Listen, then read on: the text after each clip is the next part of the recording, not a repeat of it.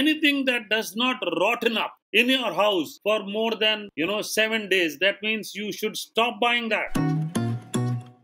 Hi, I am Pooban Selvanathan, founder of the Blue Number Foundation, and you are listening to The Edge Show.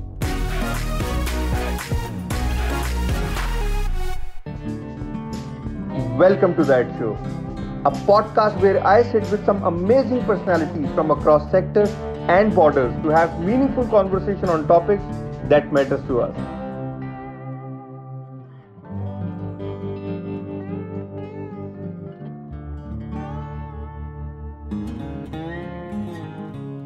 Welcome back.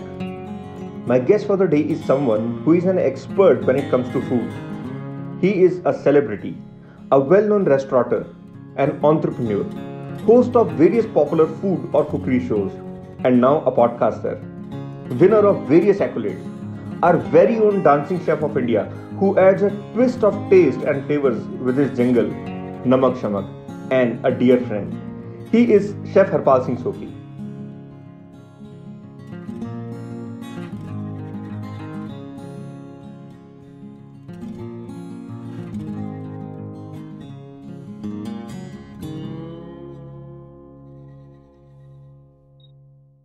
Hi Harpal, welcome on the show. Hi, Himanshu. Thank you so much for inviting me on the show. Harpal, you are a celebrity chef and have been in this space since a long time. Ji. Uh, First, I wish to understand from you that what it takes to become a chef and the responsibilities that we can expect from a chef.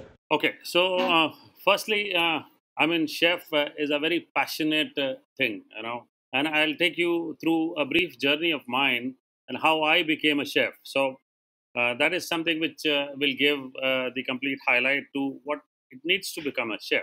So while I was studying in a small, town in India, which is Kharagpur, which is in West Bengal, known for IIT and railways. So you have two choices as parents that either the child joins IIT or the child joins railways. Giving a security on one side and the upside is IIT. And somehow during my time, IHM, the Institute of Hotel Management, was not very well known.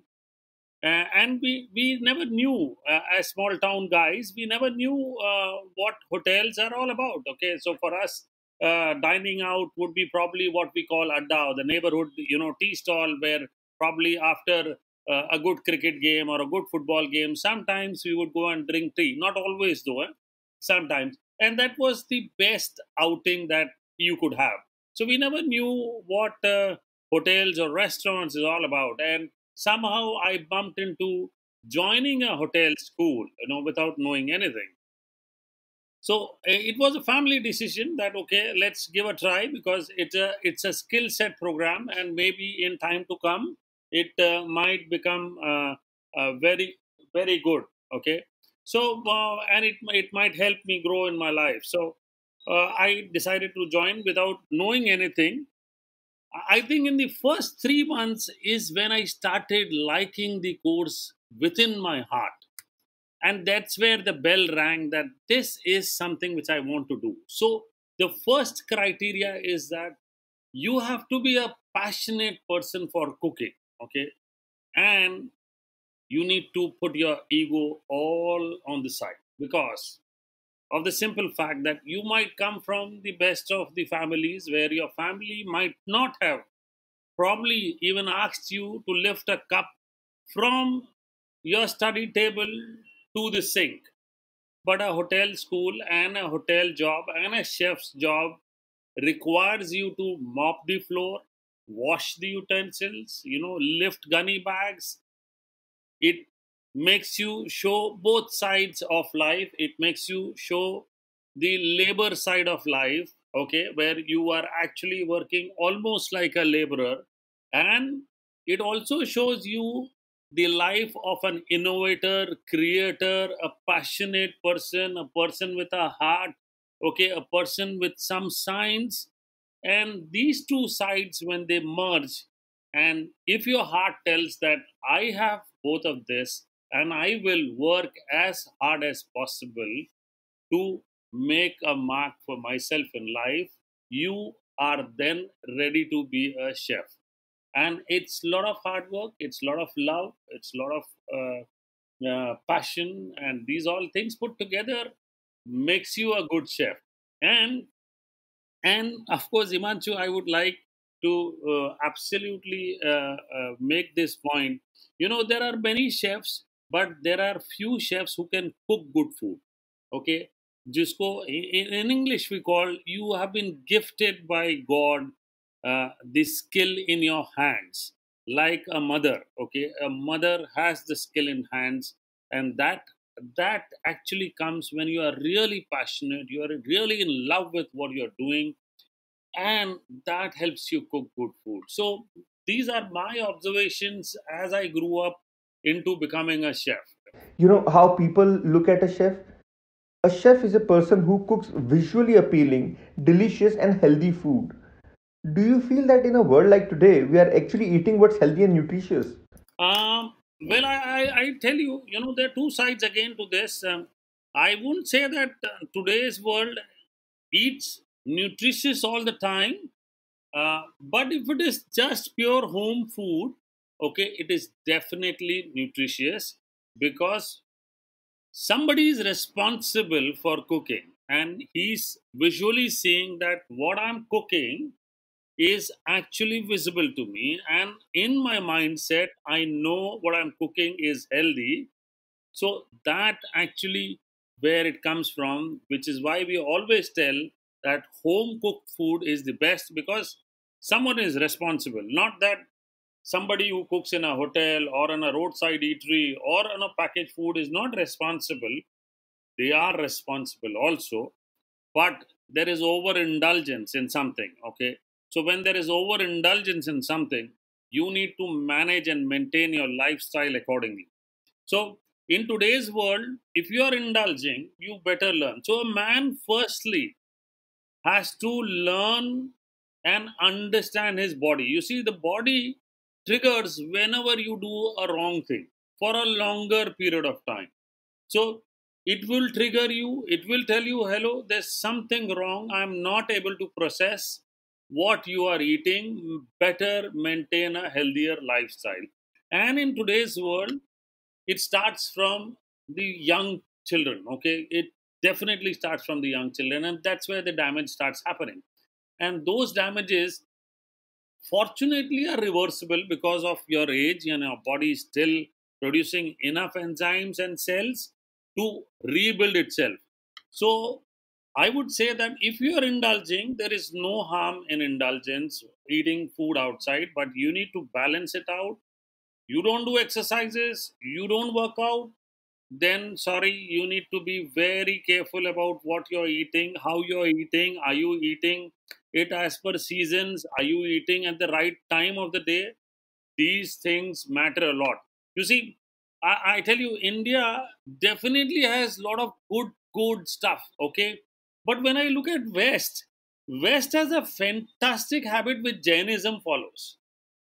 West definitely eats their dinner before 7 o'clock, which is sunset. Okay, and that is what helps them live a better life. They walk a lot. Okay, they do not take too many luxuries. Even the best of the persons will not take too much luxuries. If he's to walk to his home, he would walk to his home. If he were to cycle, he would cycle to home. If he were to probably, do exercises in the weekend, he will do exercises. But the best thing is, he definitely had dinner before 7 p.m., and which is the rule book of today's world. He definitely need to have on, even the West definitely indulges in a good breakfast. So these two things, when they are sorted well, even if you did not have your lunch to an extent, or you probably, did not give too much time to lunch and you gave time to dinner, and a good breakfast actually sorts it up. So I would say it's important for people to understand that if they're indulging, you better maintain a lifestyle, even though the food could be coming from outside of a restaurant, okay, which could be responsible for something. Your body definitely tells you to, stop when it needs to stop, and you have to stop them. So there is a balance out which is left to an individual. It is not left to a restaurateur that he's cooking bad food or he's not maintaining certain things. It is left to an individual to manage his own body, because his own body is the temple and he needs to keep it clean. And that's very, very important, Himanshu. Harpal, it is often seen that the eating preferences are based on the belief systems. Correct. Some believe that eating non-vegetarian food is good, while other believes that vegetarian is good. And then we also have those who eat vegan. Yeah. Don't you feel that we are actually getting into a food trap wherein our focus is on eating what the companies are selling us under various heads and not what's right for us? Again, Imanshu, we would come back to the same old story that the body sends trigger signals. Okay, I have my father-in-law. Okay, who's about 86 now, 85, 86. Okay, he eats non-veg. His food definitely contains oil, but he has to go for his morning walk. Okay, come rain, come what may. Okay, most important thing that he keeps in his mind is that I will have nothing to worry. Okay, so the triggers start from worry. Okay, so if you are worrying too much, be careful about what you are eating. So when you are eating and you are worrying, that means you are actually calling for trouble. So there's a lot of HCl produced in your stomach, and that's going to be damaging. So you need to understand very well. So first, keep the worry aside. Okay, then start following a good diet. So there could be, people who are indulgent in eating complete non-vegetarian food. Then there could be some people who have an intolerance toward gluten, an intolerance toward dairy, and sometimes you are intolerant towards cereals. Okay, grains. So there is an intolerance because probably of your DNA structure in the body. But having said this, what I have learned from Hindu mythology and Indian mythology is that humans are born vegetarian. They are not born non-vegetarian. Okay, they are born. Their teeth structure is born and defined to eat vegetarian food. So you are born vegetarian. However, if your genetic structure for ages has been eating non-vegetarian, which means you have built that structure in yourself when from the birth that you are able to consume non-vegetarian food. Having said all this, Himanshu, again it comes that if you are eating, say for example, I would say India, of course, it looks like India is a vegetarian country, but actually it is not so. About 65% plus consume heavy non-vegetarian food. Having said this, if I look at the West and if I look at the Middle East, and even if I look at Far East, they are all non-vegetarian eaters, but they balance it out well by giving a lot of fiber, a lot of greens, a lot of citric, which helps them. Again, um, are these countries not looking at protecting their future generations? They definitely are looking at protecting future generations by keeping them informed about certain things which are going to be trouble, of which I would say gluten is one of them, dairy is one of them, non-vegetarian is definitely one of them. So uh, you again have to balance it out, Himanshu. Like I as a chef and as a person, um, I balance it out. Sometimes when I see that I've eaten a lot of non-vegetarian, I leave it for probably a month, 2 months, 3 months. Do some cleansing act in my body, and then if at all it comes again to eat some non-vegetarians over an occasion, I get into it.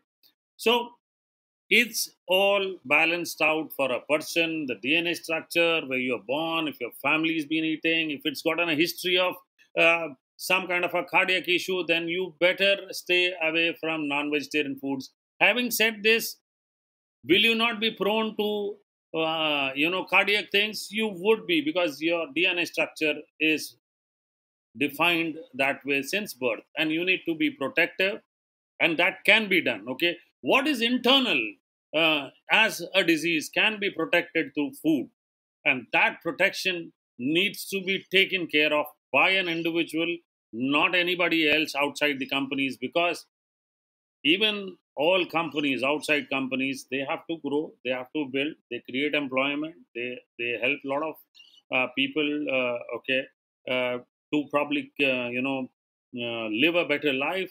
So they would keep producing. It is again coming back to an individual to note what he is eating, what he is consuming. When it comes to individuals, then yes, there are multiple ways on how our dietitians or nutritionists are empowering us on what to eat and what not to eat. Absolutely. But at the same time, there is a lot of research going on how different corporations are providing us rotten food. Yes. You talk about meat, dairy, or even chocolates. Don't you feel that these corporations are only bothered about their top line instead of the consumer's health? And secondly, how can a consumer understand that he is buying Yes. a genuine and healthy food item instead of falling into a glamorous trap laid by a company? Okay, so Himanshu, from again coming back to our ancient Indian mythology, okay, which is a very strong mythology, and the world needs to look into it.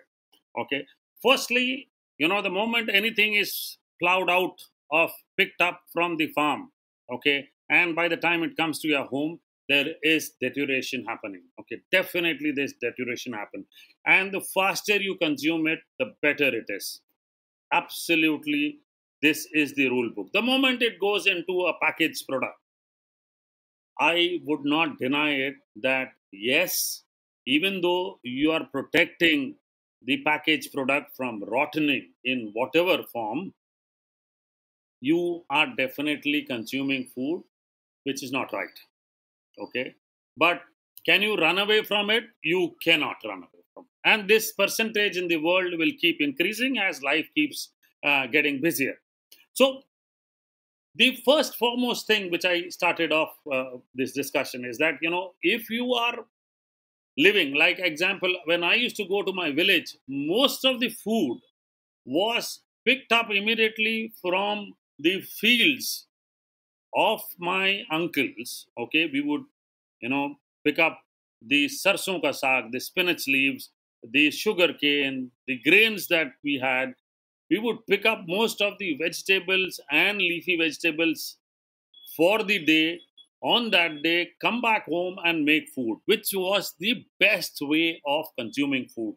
But with urbanization, can you do it? You cannot do it. Even the green leafy vegetables which comes to our house, they remain in our house in the refrigerator for 7 days. So first I would advise is, for an individual, please, if you were to buy products which are fresh, okay, let them be fresh. Do not stock up your refrigerator, even though the refrigerator people might have said that this will keep vegetables fresh for 10 days, even though it might keep for fresh for 10 days.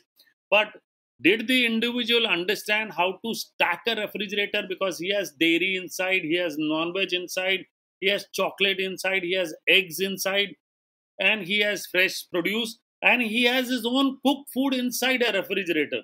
So try and understand what is happening inside the refrigerator. So that is scary actually. People don't understand that. Having said this, urbanization, you cannot run away from all this. You cannot. If you are cooking good food at home every day, fresh, you are living the best life. But the moment you say that I am opening a tin, okay, so a tin can have additives to protect. Secondly, a tin has been cooked for long, okay. So firstly, like in these recent days, I've been reading and studying a lot about probiotic. So with aging, it is being told that you eat a lot of probiotic. So when you cook food, you actually kill most of the good things that are present in food. So you've already done that. So the moment it gets into the tin, you have almost killed more than 60-70% of whatever is good inside in the fresh as compared to the fresh. So you've already done the damage. What our urbanization is happening is, again, you cannot run away. So if you're using a 10 product, you balance it out by having at least 50% plus fresh produce, which could be in the form of salads, which could be in the form of raw veggies, steamed veggies, which you can do it at home. You cannot run away from this. You have to do it in your house. you balance the structure of your plate. Even though there could be 10 products, you need to balance it out, because can we all run away in urbanization from these 10 products? I don't think so. And it is this segment of urbanized people who will be maximum affected, because they are affected from lifestyle diseases. They are not affected from diseases that are caused from outside. And once you are affected from lifestyle diseases, the diseases from outside will impact you more. So it's very important that you structure your plate. Even if you have opened, for example, for Indians, I would say, even if you have opened a frozen paratha, which actually might not have any additives. Having said this, it is made probably 2 months, 3 months before, and it has come to your dining table after 2, 3 months, and you have reheated. Please balance it out by adding some fresh vegetable which you have cooked for that day. Eat some salad along with it, so that the whole thing balances, it neutralizes, and you can do it right. Yeah, that's very, very important. And yes, Himanshu, you did mention that. Uh, do corporates, create a marketing gimmick? Yes, they do create a marketing gimmick. So are soft drink goods for health? They are definitely not good for health. Okay, I would structure it that way. Is the regular packaged drinking water good for health? I would say it is not good for health. So you might probably drink tap water. In India also, I would say you better drink tap water, which is healthier than the packaged drinking water. So these are things you can't run away from it, but it is again the individual. He needs to understand how to balance it out. And other than the canned or packed products, one thing which is also mushrooming Yeah, these days, and I'm not just saying it in the Indian context, as it's in global context, is that how the larger corporations which yeah, are in the farming space are using mall practices for growing their produce. And when the food yes. comes on your table, you actually don't know what are you eating. For example, the okra might look green to you, but you certainly don't know how many pesticides or chemicals have been used during its farming to make it look like a healthy vegetable. So, Himanshu, I would come to this. We have recently started a brand, and we are working closely with farmers. What you are mentioning is definitely visible amongst a lot of large corporate houses, where they want to, produce yield per hectare every year on year. It needs to grow, because the person who's there, probably looking at the farming, has been given a task that this year, if the produce is 10%, next year it has to be 13%, 15%, not knowing that the field can produce only so much, come what may. Okay, come what may. You cannot. So, today, if they are practicing or getting into some wrong practices, remember the earth will take back. And that's a natural phenomenon. Whoever the corporate house is, it is going to take back. Okay, after a certain point of time, the field is not going to produce. You add as much pesticide you want after a certain point, because recently I conducted my learning sessions with a person who's actually working on regeneration and reevaluation of her soil. Okay, so he clearly said the more pesticides that got into farming below 6 feet or 8 feet, there is a layer of plastic formation that happens, and where the earth does not breathe. And the moment the earth does not breathe, whether it is any corporate house, it's not going to produce beyond a certain scale for farming. So when we do our farming, we interacted with our farmers. We said that we don't want, even though the produce would be small and it might not be available throughout the year, probably a corporate house might not be able to do so. We are okay with saying that, okay, if my turmeric has a great curcumin value of 6% and above, or 5% and above, and it is available only for 6 8 months, because that's the time it is produced, and it cannot be produced at my will. So it has to be that way. So people who are probably smart will probably stock up. People who are not smart, they will not stock up. For corporate houses, it is their P&L that speaks. So they will also learn. Okay, there will be stricter laws, maybe. Okay, hopefully all governments and the bodies responsible for building up these laws understand that it is humans who are consuming, and it is even they who are consuming it. So it is might as well protect people. The more you protect people, the better it is for the earth. The more you damage it, it is going to take back whatever you are trying to do against it. So, all corporate houses, whatever said and done, cannot work against nature. And I am clear believer that nature will take back if you're trying to play with it. Whoever you are in the world, okay, whatever wrong you are doing, So if you're doing wrong, it's going to take back from you whatever you're doing. That's the law of universe, and I strongly believe that it will take back. I agree that the law of universe will certainly take it back. But how should a consumer be aware about the kind of produce that they are procuring, be it veggies, fruits, or even grains? So I'll give you a very beautiful example, Himanshu. I had this girl with whom I am doing probiotic learning. Okay, just about yesterday, we are recording today. So just yesterday, when we had our session of probiotic food, I'll give you a very classic example, Himanshu. She said, "I want to buy cauliflower which has insects in it." You know what it means? Himanshu, it means that cauliflower has not been sprayed with pesticides and the insect is able to live. Why do you spray pesticide? You spray because you don't want it to be infected. She said that when she goes to the market, she actually looks for a cauliflower which has those little green worms in there. Now, that is a big statement. And I tell you, even a person like me woke up yesterday, although early stages, I remember when my mother and my father and all of them used to bring vegetables back home, mostly the cauliflower would have those green worms. That is because no pesticide was sprayed. And it is very healthy to have a green worm roaming around on a cauliflower. So that was an eye opener for me, and I realized that is one way of looking at a fresh vegetable. You cannot buy anything that is, looking very plastic.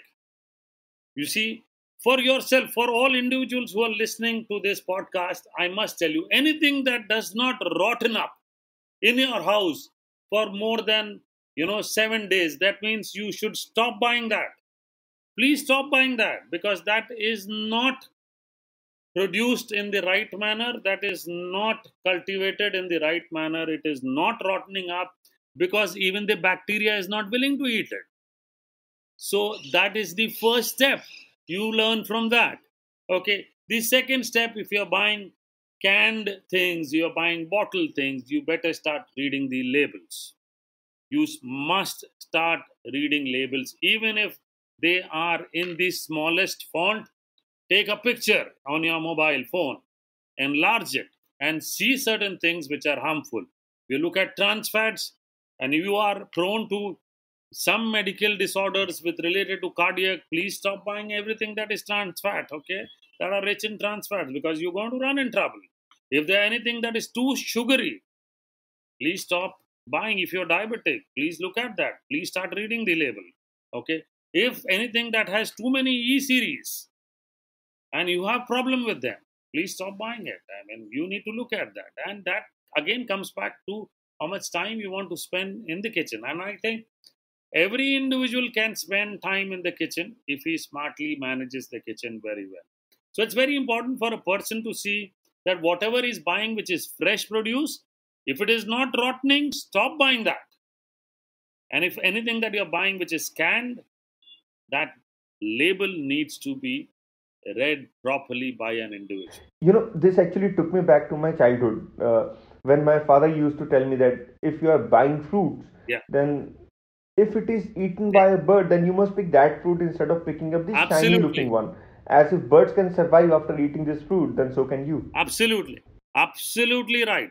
That is what I learned, Himanshu, yesterday. And I tell you, there are two basic things for good health, which is so ignored, Himanshu. One is water. Okay. The second is salt. That's about it, Himanshu. Can you believe this? These are two basic things.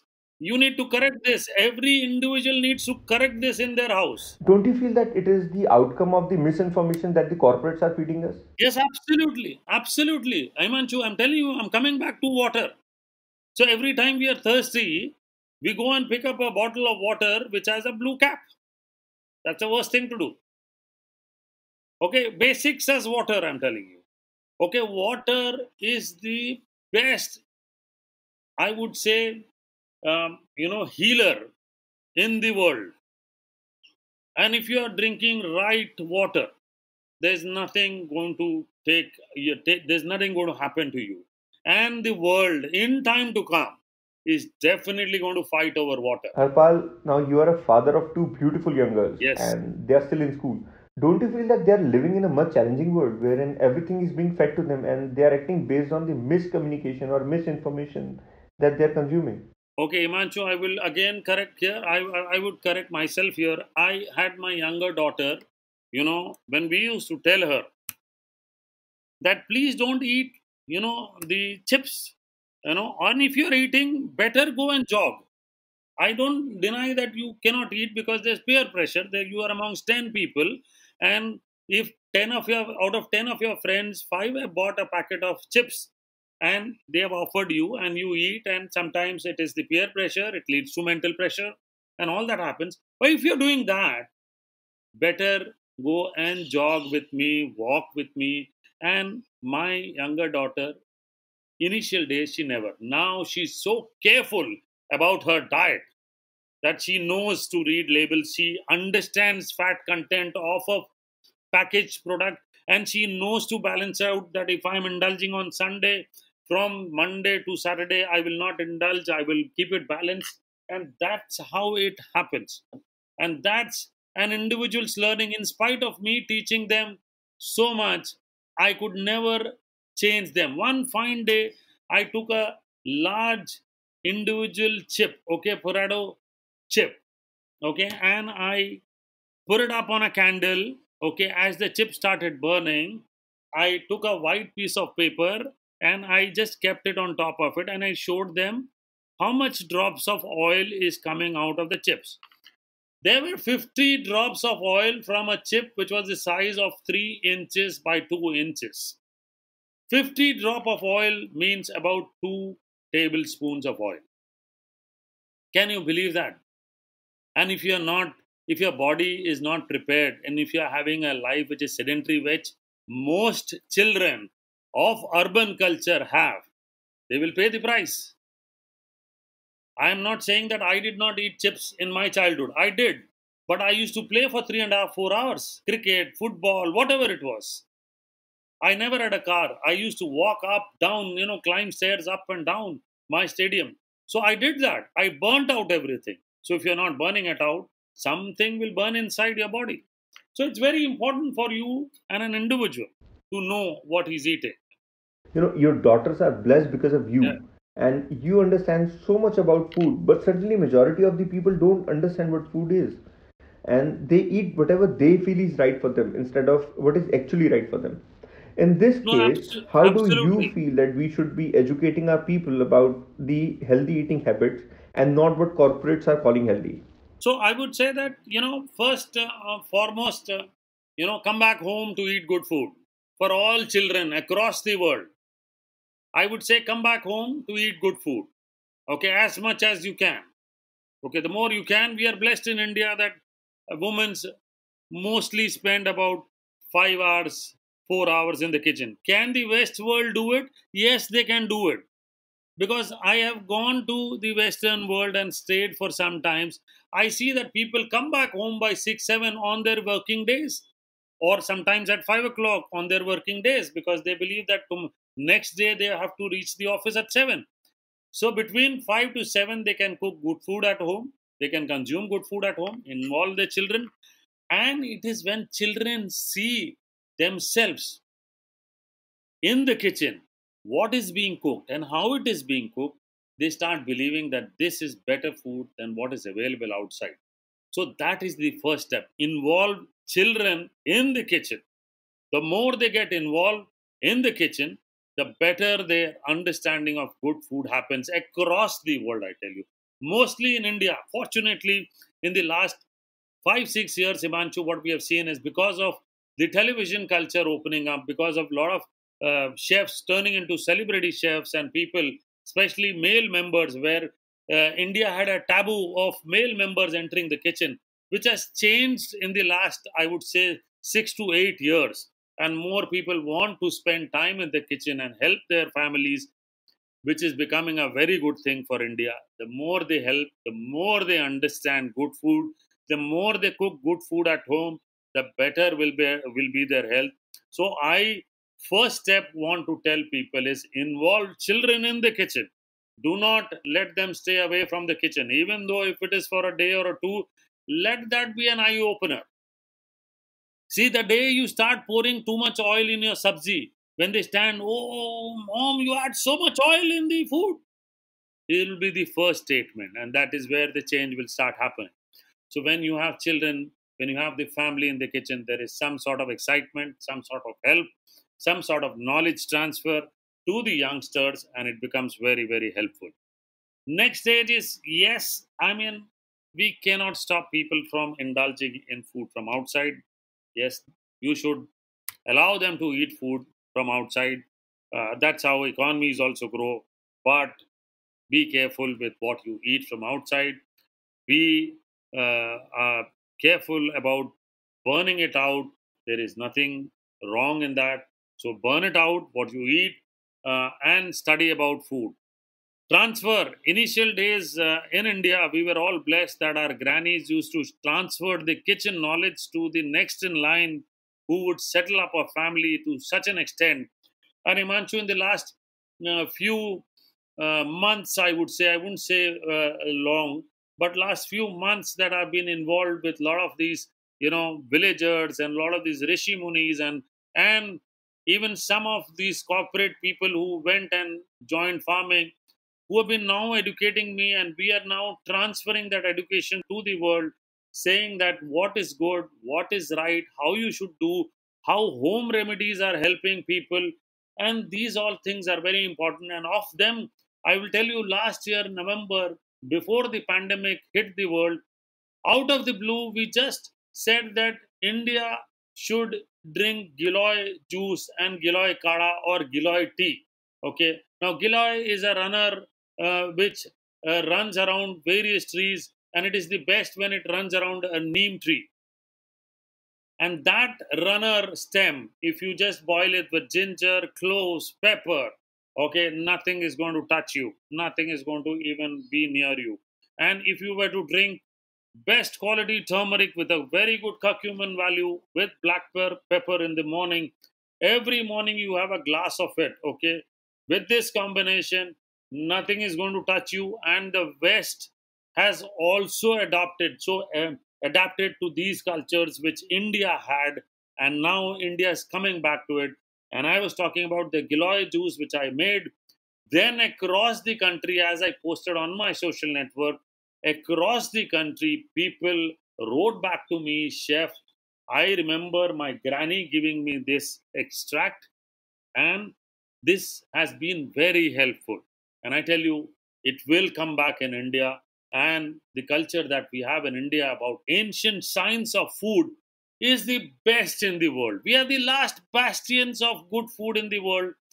The tribals have such immense knowledge about keeping and leading a healthy life. Can you believe them running up and down a hill, which is about probably 6,000 feet, 8,000 feet? Last year or 2 years back, when I was in Uttarakhand, I was seeing how the locals were running up and down, carrying about 6, 8 bamboos on their shoulders, and they were running. And I was like, next door, when I was doing this trek, and they were saying, man, I was asking them, I said, how come you do? I said, well, they're doing. Now I understand that they eat certain Himalayan herbs which keeps them fit. And one of them is hemp seeds, okay, which is high in omega 3, omega 6, omega 9, which they keep chewing when they keep climbing mountains. So it is amazing that the culture we have in India, the knowledge about food we have in India, which eventually has started transferring to the youngster in this country, and the youngsters will adapt to all these beautiful things. If they don't, then we really have to worry. So this is something interesting, and I also remember what we were discussing the other day about what tribals eat. Yes. And this always makes me wonder that tribals are not fussy about food. They don't have taste buds or eating preferences. They only eat whatever they have in their natural environment. And yet, they are much healthier than us. And on the other end, we eat as per what's been told to us. And I sometimes feel that this particular misinformation is making us weak. So first thing, Imanshu, is we are trapped with a lot of processed foods. So that is first thing. So ask any nutrition, any dietitian. First thing she will tell you that remove mostly all the processed foods that you are bringing home. Okay, so tribals don't have anything processed at all. So that's the first thing people should do. The second thing is eat as per seasons. You can't eat anything every time. Okay, it's very important to understand that. You can't just keep having cauliflower throughout the year. You can't just keep having tomatoes throughout the year. I remember, India used to eat as per Ritukal, which is as per the seasons calendar. Okay, it never used to eat same food throughout the year, and till date, it is still observed in the kitchens of rural India other than the urban India. Urban India believes that, oh, tomato, it needs to be there throughout the year because that's what we have seen in urban culture. It should not be there throughout the year. Tomato is a winter fruit, man. It needs to be there in winters. The runner beans and all that, all those things with high moisture content and hydration, which protects your hydrations, need to be eaten in summers. So ivy god, pointed god, snake gods, all those gods need to be eaten in summers. You cannot just consume everything what you feel like. Rainy season brings in a lot of leafy vegetable because that's when the earth produces the fresh greens. So you need to eat that. So you can't just keep eating everything every time. So that's what we have done wrong. And it happens from day one as you are born. If you are born in an urban culture, from day one you are taken through that route that actually spoils the internal system. And the internal system, when it gets damaged after an extent of 30, 40 years of eating the same crap without any knowledge, then it is irreversible. It cannot be changed. So it is very important for urban families to understand this. Eat what is available in summers, eat what is available in rainy season, eat what is available in winters.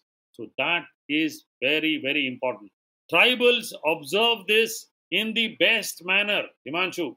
Secondly, tribals, what I've observed is they live in places where they do not have proper water, okay?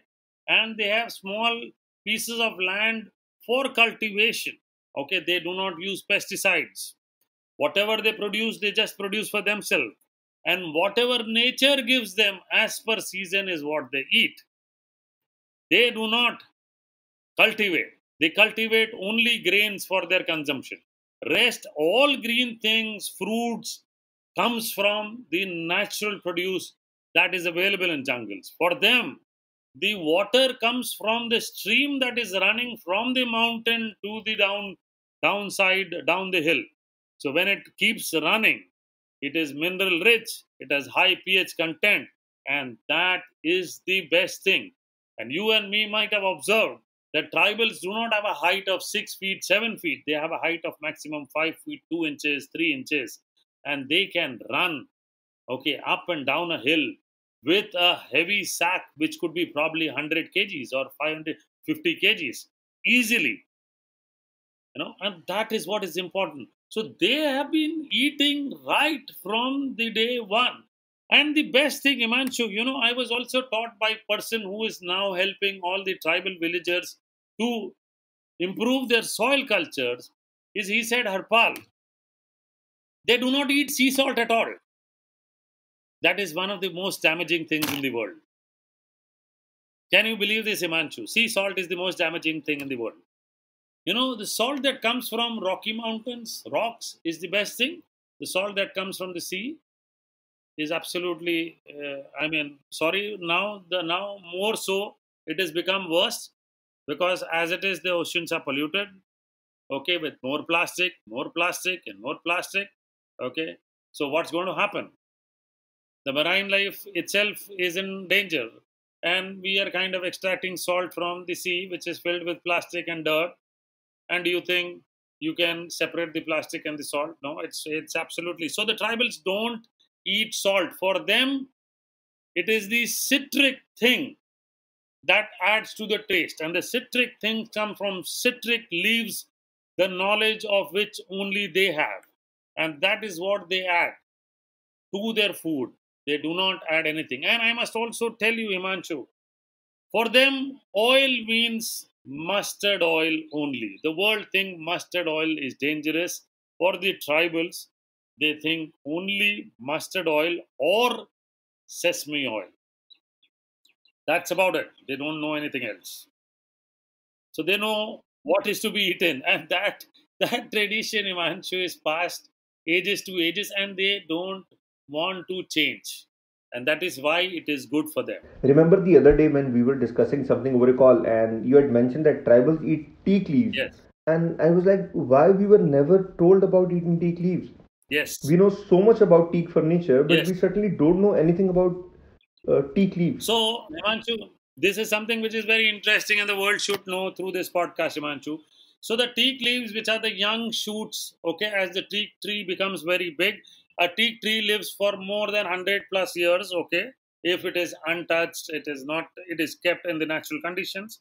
So, as the teak, springs up every spring, so they take those young leaves, which are red in color, they pluck them, they boil them, okay, because it's very, very strong, okay, and they make a concoction which is very, very strong, okay. That concoction is kept for months, and they take 50 ml to 30 ml shots every day. They give it to their children also, okay. And their dining leaves, are what they are, those large teak leaves. So they eat mostly in teak leaves, and that's what is important. They do not use anything what we use, like a bone china or things like that. They use teak leaves or leaves which has some large leaves actually. So mostly it is teak leaves, which I've learned where the plantation of teak is high. So this denture which they make is so helpful.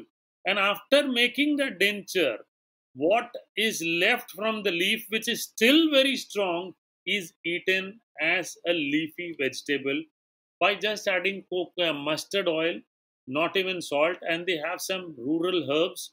They add that, and that's what they eat.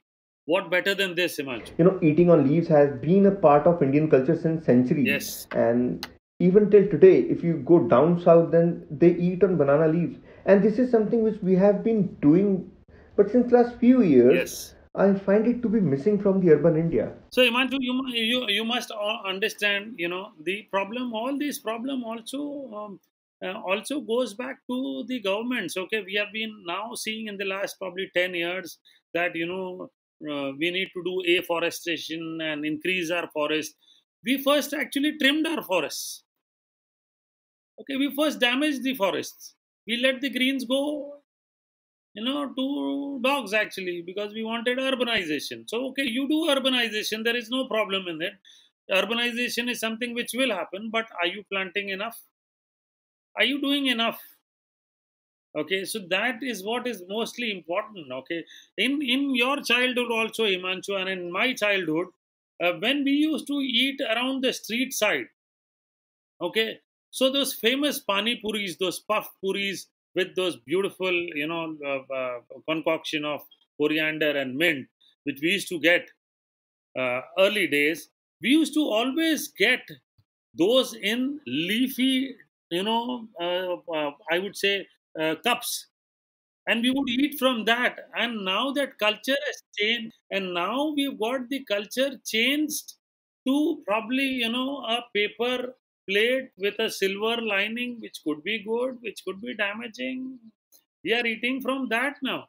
So as compared to what was natural, we have gone to synthetic. So it is going to create some problem somewhere. It is going to create problem.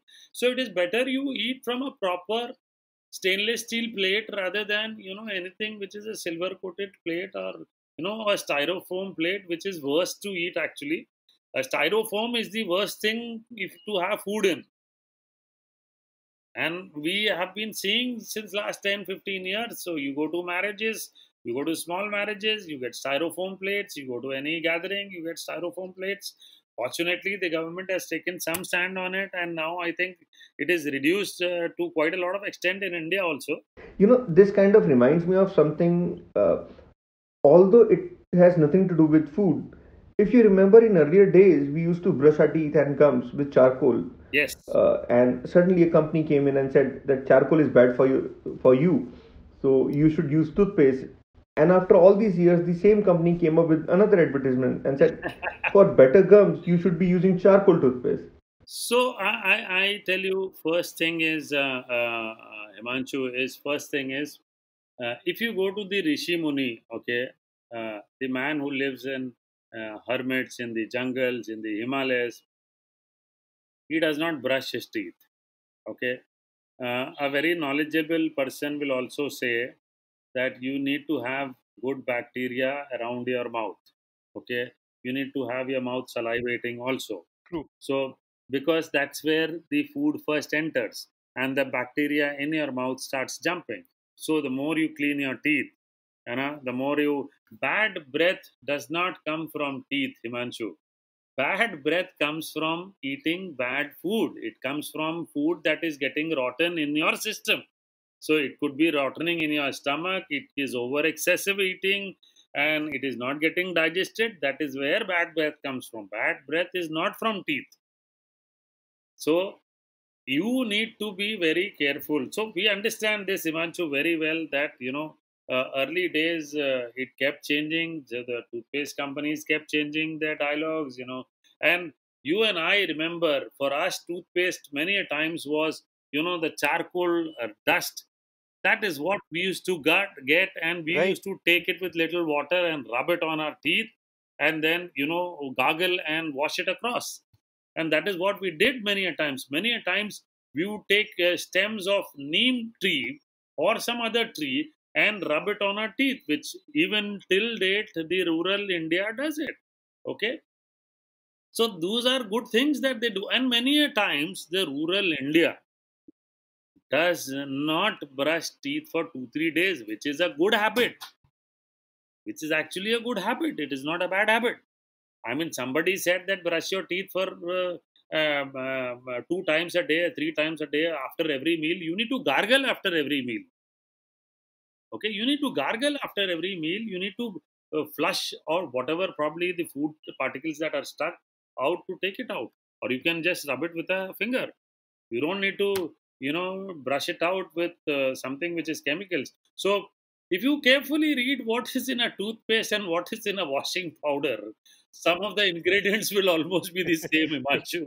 It will be That's, same. that's true. That's true. And one thing which I have learned a couple of years back, because no one told us, Yeah, and since we were so much in awe with the toothpaste advertisements, correct, and we thought that this is the correct, right thing to have, is that first, one should never brush the teeth, and secondly, the only thing that one correct, should be doing is correct, to look after the health of the gums and not the health of the teeth.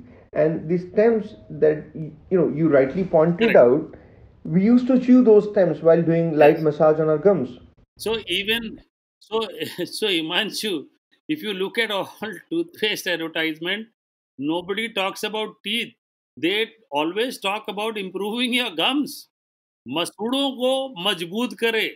Hindi में मसूड़े को मजबूत करे. मसूड़ो तो दांत नहीं है. Those are your gums. No, they show the shine of the teeth, and it is also ignorance, Himanshu, I would say, on the part of people. So, Masude is gums, it is not teeth. They actually show you silver shining teeth, which is what you believe that if I brush with this toothpaste, my teeth will be shining silver. But the advertisement actually was saying about gums, it was never saying about teeth. You see, that's where is the most funny thing. That's the most funny thing. And this is the same thing happening in the food culture as well, Yes. especially when companies are coming up and saying that you should have certain cereals or cornflakes for breakfast. Oh, that I mean, what? I mean, okay, you're changing the culture is absolutely, but you're again processing a product. While all nutritionists and dietitians are clearly mentioning that you keep the processing things, I mean, the people who are probably, consuming it, it is because lack of time. I would say, I would rather tell them that if you were actually to eat a cereal, nothing wrong in it. Please go ahead and buy some frozen parathas also and keep it in your fridge, because the frozen parathas are actually more better than probably the cereals. I would say it that way. Just all that you need to check is the fat content in the paratha that is frozen, and you're sorted, man. That is much better. That is whole wheat flour, True, and it is much better. true, so true. And again, eventually everything goes on to people and how they should be processing their food Yes, or how they are nurturing their eating habits. yes, But you came to this podcast because you also felt that this is a moral responsibility to spread awareness. correct. But what actually kind of motivated you to come and speak about food traps or unethical practices on our show? So one thing, Himanshu, I would say is that it began with all began with the family. Although I would say yes, my younger daughter was obese. Now she's come back to normal and she understands good food. And overall, I always keep hearing this in our national telecast through all the eminent leaders that the world big wigs should come to India because India is a young country.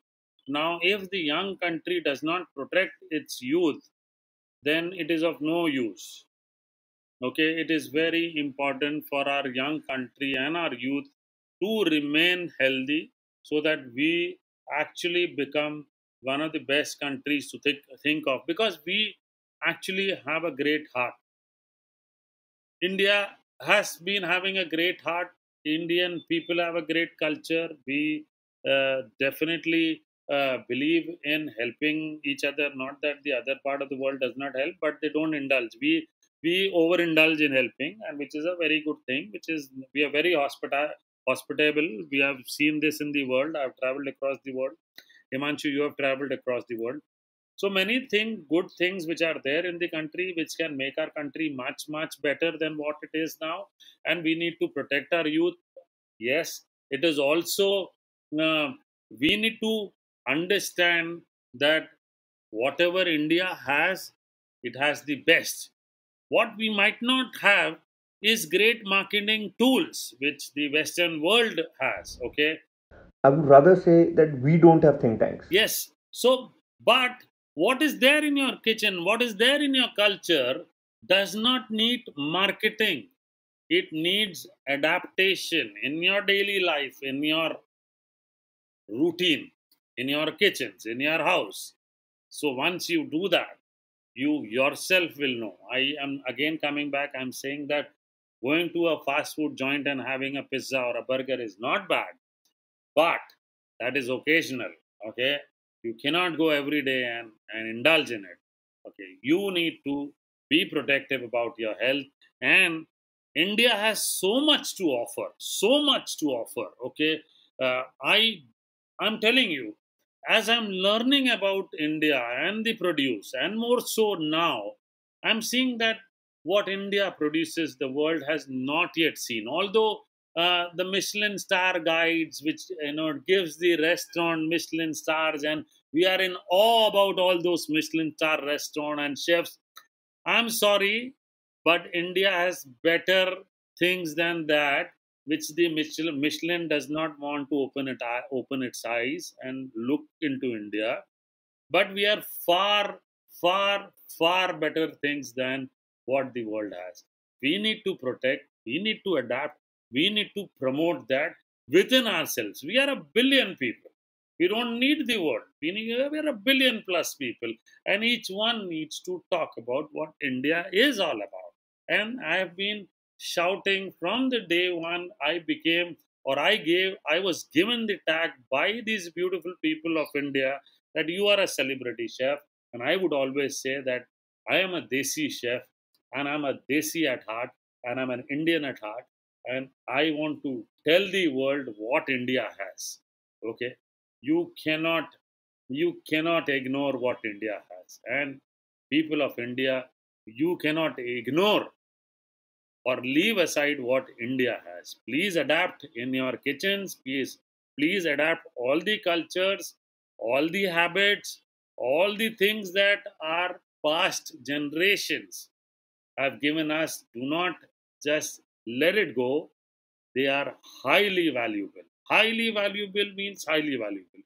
And I'm seeing now people with whom I'm interacting. They are people who have studied in the best universities in the world. They have come back to India. They have done some great corporate works, but they have left and gone to villages, and they are doing some great work. And I'm becoming, or many of us are becoming, their mediums to shout what India has. And I will keep shouting. And this podcast is a medium because it runs across the world in the best platforms. And Himanshu is a dear friend, and that's the reason I've chosen this. And I think this podcast will help the world to know what India has. And I tell you, listen to us, listen to what India has to offer. Thank you, Himanshu, for having me here. Thank you, Harpal, for being on the show. It was pleasure having you on the show, my friend. I hope that you all have enjoyed listening to this fun and meaningful conversation with Chef Harpal Singh Sokhi. If you have liked this conversation, then do rate us on Apple Podcasts and share it with your network. And we will meet again in the next episode with another amazing guest. Thank you for listening to The Edge Show. You can now listen to the same podcast on Apple and Google Podcasts, or you can watch it live on YouTube. And I'll see you in the next episode. Till then, stay safe and stay happy.